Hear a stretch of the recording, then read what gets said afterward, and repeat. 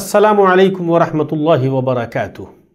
آج کے درس میں ہم آپ کو صدقۃ الفطر کے احکام کے سلسلے میں بتائیں گے۔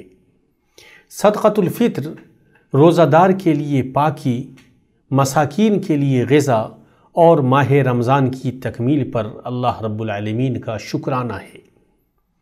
صدقۃ الفطر جسے زکوٰۃ الفطر بھی کہتے ہیں، ہر اس شخص پر واجب ہے جس شخص کے پاس عید کے دن اور رات میں ایک سا خوراک ہو اور جو اس کے زیر کفالت ہیں ان کی خوراک اور بنیادی ضرورتوں سے زائد ہو، تو ایسے شخص کے لیے ایک سا صدقۃ الفطر دینا ہے۔ عبداللہ ابن عمر رضی اللہ عنہ کی روایت ہے، وہ کہتے ہیں فرض رسول اللہ صلی اللہ علیہ وسلم زکاۃ الفطر صاع من تمر او صاع من شعیر علی العبد والحر والذکر والانثى والصغیر والکبیر من المسلمین، یعنی اللہ کے رسول صلی اللہ علیہ وسلم نے صدقۃ الفطر ایک سا کھجور یا ایک سا جو مسلمانوں میں سے غلام و آزاد، مرد و عورت اور چھوٹے اور بڑے پر فرض قرار دیا۔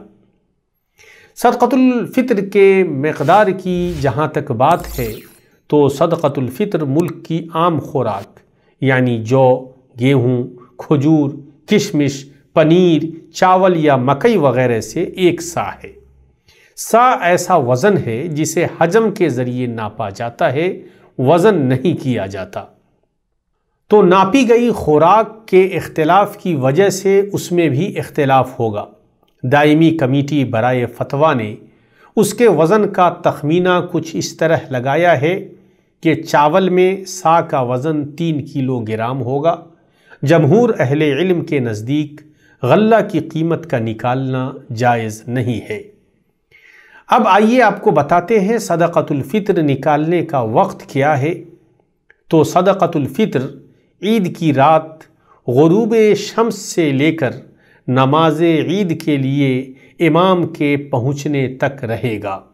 اس کا 1 یا 2 دن قبل نکالنا بھی جائز ہے، یعنی 28 رمضان کے غروب کے بعد اسے نکالا جا سکتا ہے۔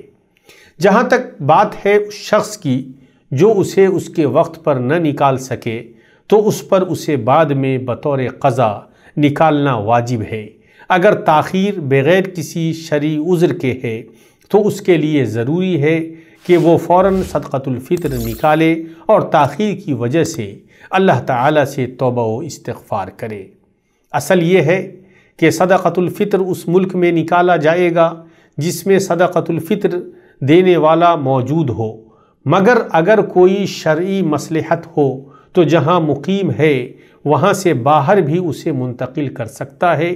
مثلاً سکونت پذیر ملک میں فقراء کا نہیں پایا جانا یا ان لوگوں کے پاس اسے بھیجنا جو اس کے زیادہ ضرورت مند ہیں، یا اپنے اقارب فقراء کو بھیجنا بغیر مصلحت کے صدقۃ الفطر کو منتقل کرنے کی صورت میں تحریم یا کراہت کے ساتھ یہ کافی ہو جائے گا۔